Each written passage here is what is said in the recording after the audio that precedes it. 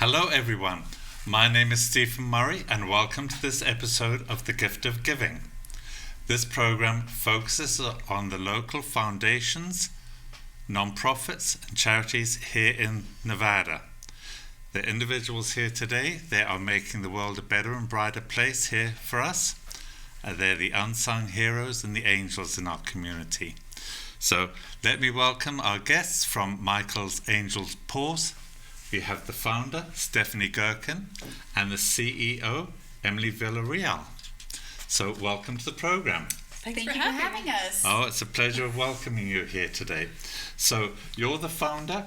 First of all, would you like to give us a little brief overview of Michael's Angel Paws? What caused you to start it and when you started it? So we've got a little bit of an idea before we get into the specifics. Yeah, absolutely. Yeah.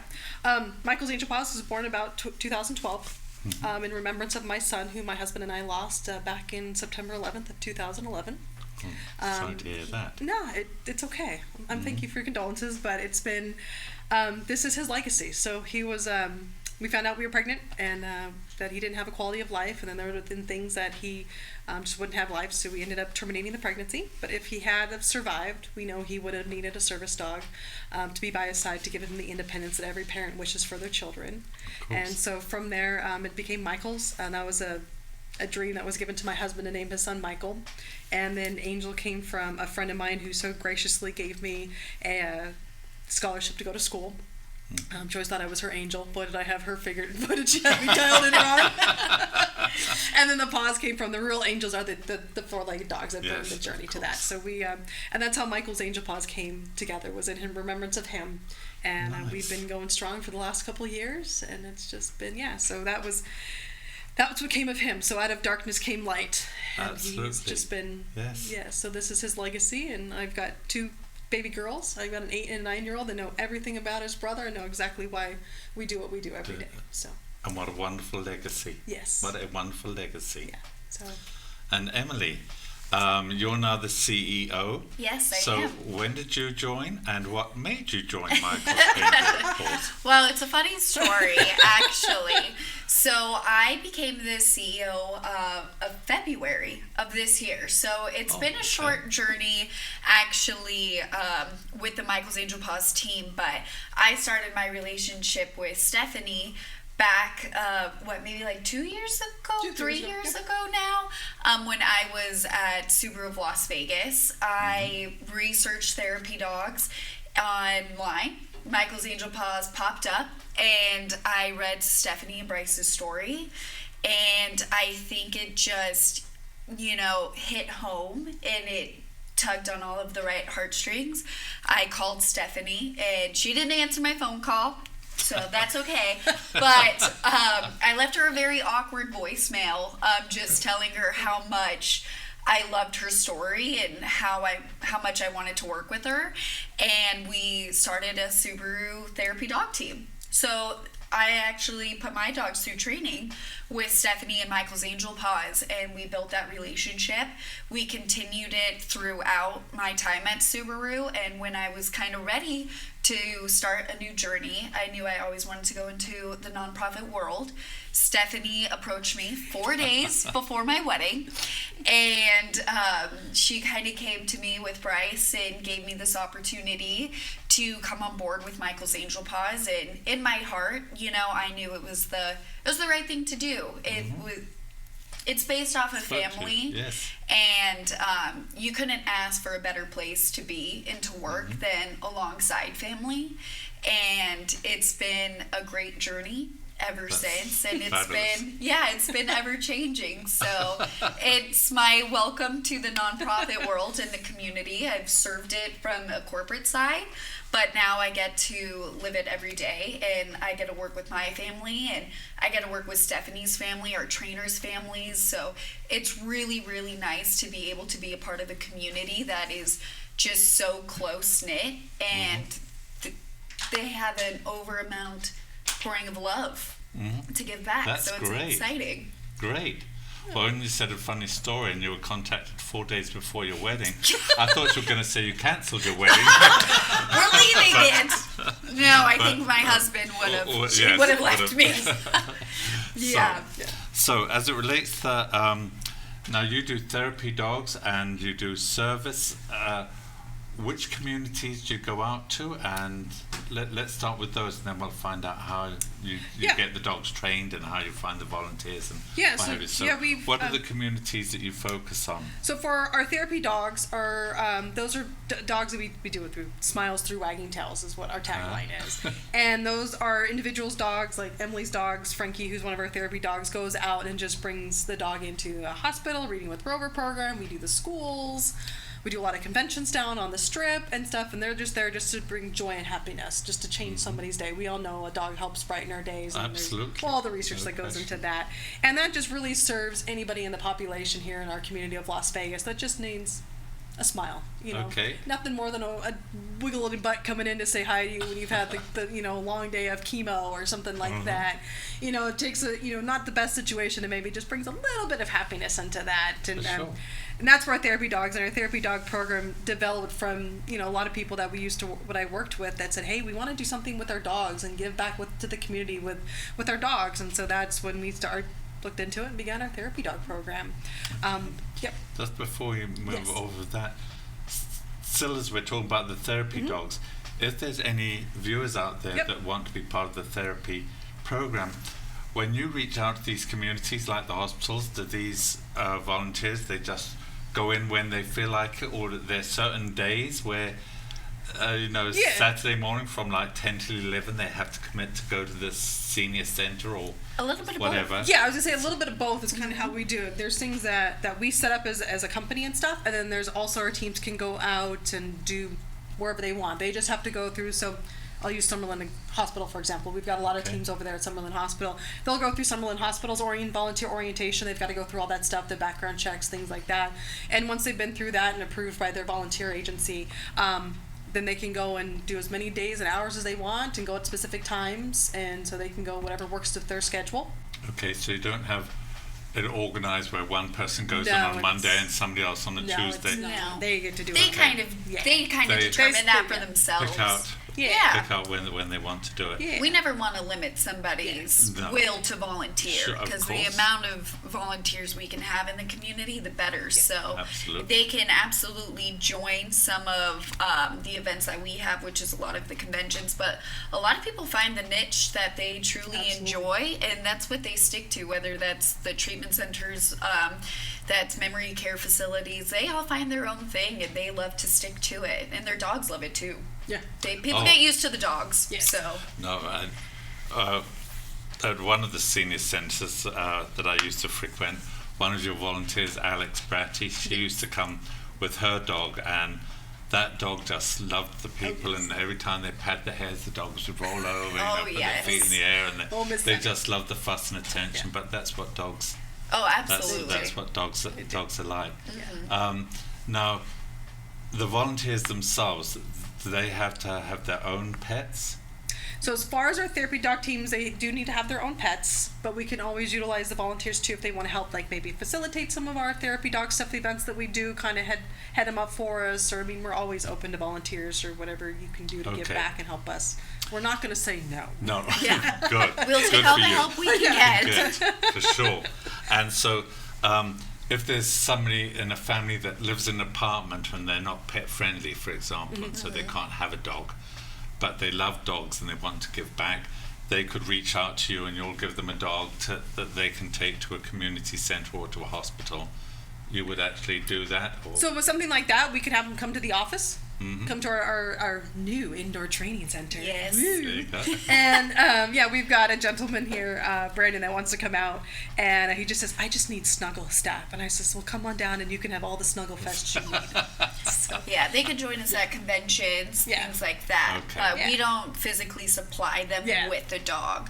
Okay. So all our volunteers come in with their own personal pet that they have adopted or raised since a puppy, and they want to take the next step to give back to the community, and maybe they just don't want to leave their four-legged friend at home. Sure. It's hard to leave pets at home, especially with the pandemic. They became a lot of anxiety children. Yes. I have two of them. So it's a lot easier to volunteer, get out in the community when you can take your dog with you. So, yeah. Now do these individuals, do they need to go through a training program? We do need them to be a year of age. Okay. They can be any breed. We're proud to have many dogs that go from our little Chihuahuas to our Pit Bulls to our ginormous Leon Burgers.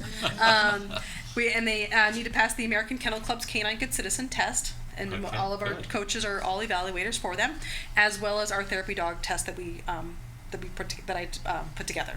And so once they've done that, then we have them fill out our therapy dog membership application. It's got vaccine records, make sure they don't have any stuff that can be passed to humans, and then we give them all of our lanyards, our bandanas, and a copy of our insurance, and they're free to go about and bring as many smiles through wagging tails throughout the community. Wow. Yeah. So how long is the actual training program itself? Typically we do about 10 to 12 weeks of training. Okay. Yeah. And how many days a week? Usually I'm just trying to find they'll out attend group the class. Yeah, usually they'll attend group class once a week. We'll bring everybody okay. into a group class, spend them work on a couple things, send them home to practice that, build on it, and then we go on from there until they become therapy dogs. Wow. Yeah. Hold that thought for a moment. It's time for a little commercial break where we can go out and earn some money to pay the bills. Please stay with us.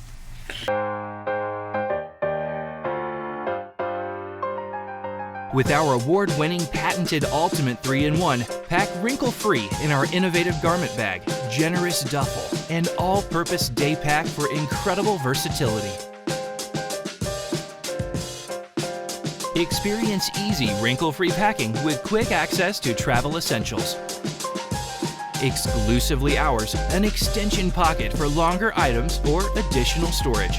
Avoid check-in fees and lost luggage with our patented wraparound garment bag and duffel for a single carry-on. Easily hang the garment bag at your destination and use our duffel as a pop-up drawer.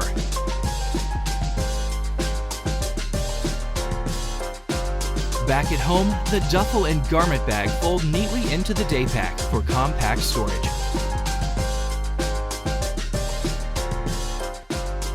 Travel smarter and simpler with Ultimate Luggage.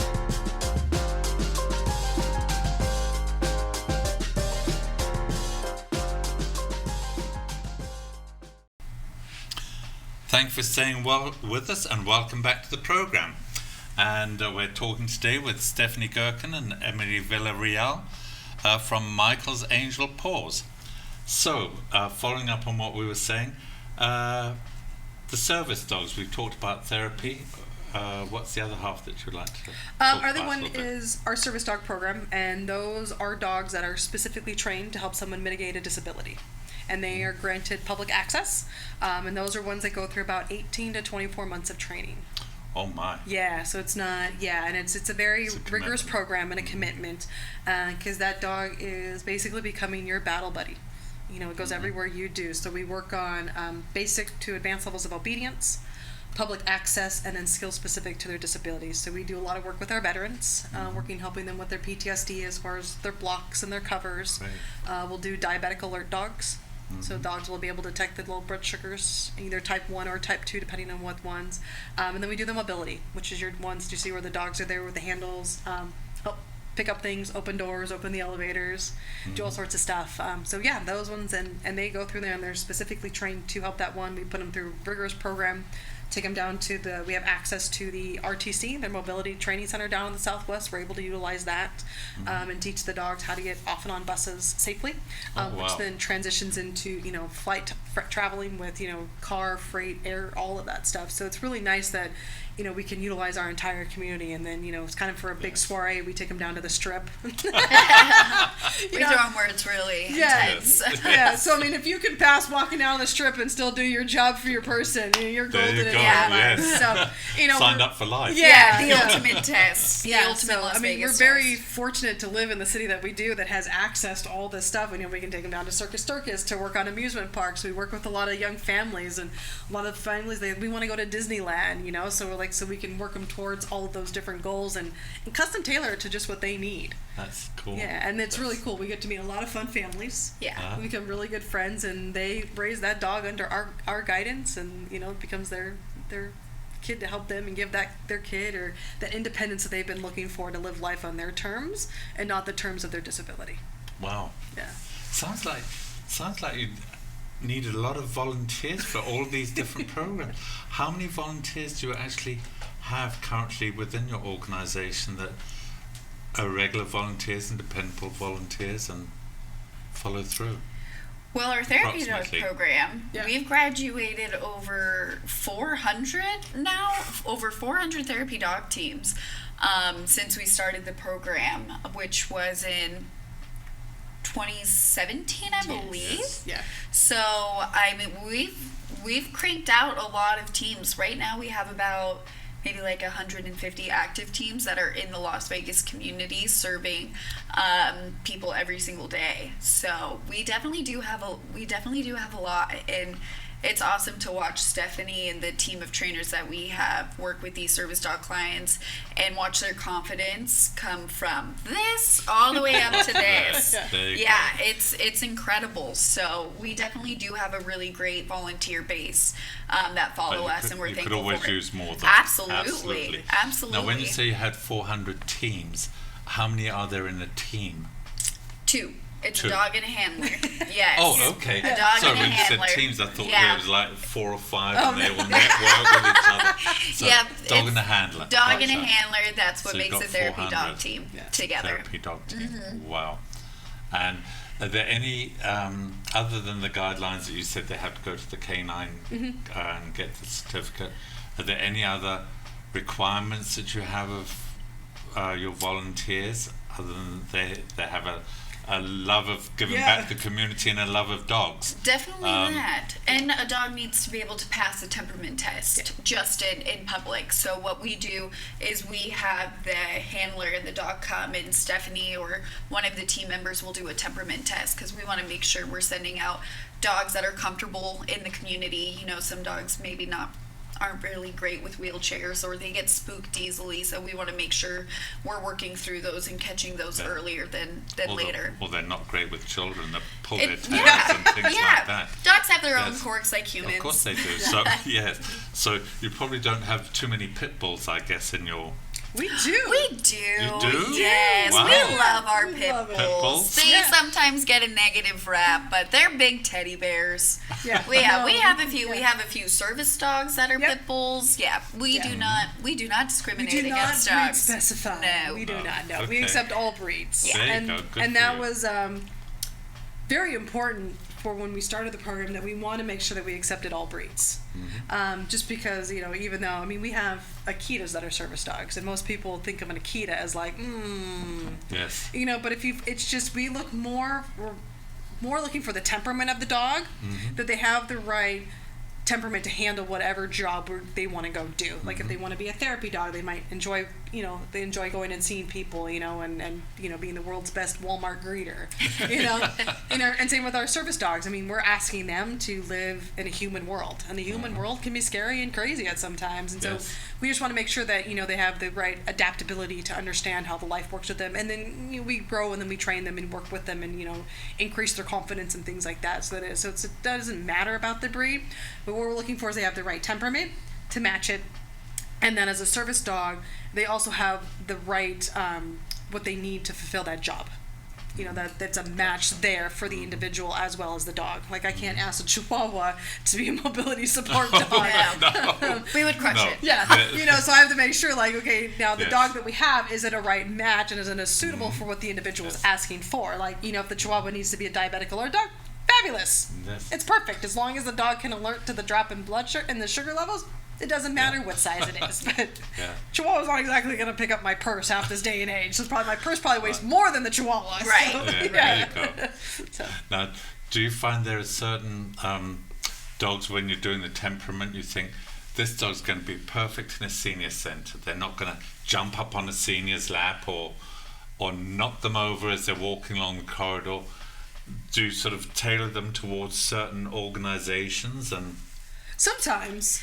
Yeah. But I think what, our therapy dog program, when you go through the 5 weeks, we really do a lot of field trips. It becomes a field trip based class because we want to make sure that we're setting up the dog for success in any environment that they're in. Mm-hmm. So they do go through training, with walkers, wheelchairs, stairs, elevators, navigating through Home Depots or casinos or things like that. So we definitely try to make sure they're prepared for any situation, but there are some dogs that have just better niches in some areas than others, and that kind of comes from trial and error, and it's also with the comfortability of the handler, I think, too. Well, I would suspect you've got to be very, very careful about putting the dogs out there, because one's only got to bite somebody, and then who's responsible, then comes back to you. So you've probably got to be overly cautious and overly We are, and that's it. Yes. Part of it. Yeah. When it comes to funding, where do you get your funding from? Do you get government grants or? Obviously not. We wish. Was it our reaction? Individual donations and or corporate donations do you get from, or? Yeah, so, I think we definitely are starting to dip our toe more into the grant world, but it's difficult, $10,000 maybe for us goes to serving maybe 1 to 2 service dogs, so you're serving a very small quantity, but they don't see the lasting effects of that, where now this person has the confidence to go out in the community, maybe get a job, start volunteering, where grant money, I think they look at what can we give right now for the mass quantity, and we don't really have that, so it's a little more difficult to get grant money. So we really heavily rely on individual donations. We do partner with businesses as well. Sometimes they sponsor dogs for us, which is awesome. We partner a lot with different, like At Your Service, Dog Supply, and they'll help get us some training treats, things like that. And then we also have our community dog program, which is your foundation for obedience, advanced obedience. So those are your group classes to help with basic manners. And that also helps keeps our funnel full too. Wow. Yeah. And so really you're kind of looking for donors that would give on a regular basis, make a commitment to send Absolutely. $20 a month or $50 a month, yeah, something like send them that. our way if you know them. Well, I'm hoping that there's viewers out there. There's so many dog lovers and pet lovers, and yours is an extremely worthwhile organization, so hopefully some of the viewers out there will thank you. Yeah. reach out to you, and we'll get the information on that in a moment. Do you have any special events to raise money? Do you have any fundraisers that you do throughout the year or periodically? Yeah, we do. So we are getting ready for our Hope Celebration, which is an annual fundraiser, which is in memory of Michael. That's usually in September. This year we are pushing it to October to give us some time. We've had a crazy year with opening up a training facility, so we had to slow down a little bit and try to get our feet back under us. So there's going to be more details to come on that. So you can always check our website, which is www.michaelsangelpaws.org. And you can go to our events page and see what we do. Throughout the year, we do therapy dog yoga. So that's really fun. We're going to get a winter one on the books coming up. And that's really a fun time. It's an hour of yoga with True Fusion, and we let therapy dogs run around. So you can be in a downward dog position, and a dog will come crawl right under you. Yes. You can just lay on your mat for an hour and pet a dog and just keep one captive. And then we also do a calendar contest every year. So we just finished our calendar contest. So calendars will start going on sale in September-ish. So if you're in the office and you just want to look at a cute dog, this is the calendar to buy for us. Yeah. Now, so we'll on your website, does it have the address where your office is? It so does. That people. Yep. And do you have other things in the shop other than the calendars? Do you have a little shop that sells? We don't right now. Those are things that we're starting to build. We've been in the market for a long time, but we've always kind of had a smaller budget. So now we're kind of getting ourselves in a place where we can start having some different items to be able to sell. So we are hoping to expand there soon. Yeah. Okay. Well, you know what? Maybe there's some artists out there that draw pictures of dogs Yeah. that they could donate and frame that you could sell to raise some money. Yeah, in the shop, absolutely. that kind Yeah, of thing. we love So- doing silent auctions. So if you have cool silent auction items, we love to take them, and those help get us some money as well. Some baskets. We always take everything. We won't say no to help. No, okay. Yeah. Sounds like a good plan to me. Make sure that some of those the event that you got coming up in October. Make sure and send the information so John can put it out there with this interview when it's aired. Perfect. Yeah, So, absolutely. Get the word out there before the event. Yeah, we So- appreciate it. The more the merrier. Yes. Yes. Is there anything else you would like to share with our viewers about your organization that we haven't covered? I think we covered it all. I mean, we're just excited to get this opportunity to talk about us, Absolutely. to share what we do here in the community. It's nice to just be out there. The more times we can share what we do and how we can help people and the impact we can make in Las Vegas. And It's an Unstoppable. extremely worthwhile organization. What you're doing, you're cutting all the way across the board there. You've got the seniors, you've got the hospitals, you've got the veterans, everything. You've got it all covered, and it's just amazing work that you're doing and keeping it all together. 400 teams. That's no small accomplishment. no. Do you have a goal to get it to? Is it like you're aiming for 500 teams or 1,000 teams, or I don't you're just really taking know. one day at a time? So. I don't You're think taking one day at a yeah, time. we take Yeah. one- I don't think we have a cap. No, 'cause- we just want to be able to impact the community as much as Yeah. we can with the four-legged dog and the Smiles Through Wagging Tails through our therapy dog program. We started. I still remember the number one dog, and I think I signed off on the 430th dog. There you go. So, as long as people want to give back to the community and do it with their dog, Yeah. we're always here to help them. Take And whether they've got a dog that needs help building confidence, we're here to help them the whole way. There you go. Yeah. Why don't you give out your website address again to the viewers so that John You're will in put the it up there. center. Give out your website address and your phone number if Yeah. you care to. Yeah, check us out at www.michaelsangelpaws.org. You can always give us a call at 702-658-0148, and you can always email us too at info@michaelsangelpaws.org. See, she's so good at the sign off. That's why we have her do it. Well, I thank you both for coming out here today. Emily and Stephanie, it's been a pleasure having you both on this program, learning about what you're doing. It's a very noble and wonderful cause that you've chosen to involve yourselves with. It's just absolutely amazing. Really sucker this I, one. I thank you both so much for being here today. Thank I'd you. also like to thank John Stiles, our show's producer, and WWDBTV for allowing me to host this program. I'd also like to thank our sponsors and you, the viewers, for tuning in today. If you have any questions or comments on this program, please email me at stephen@thegiftofgiving.vegas.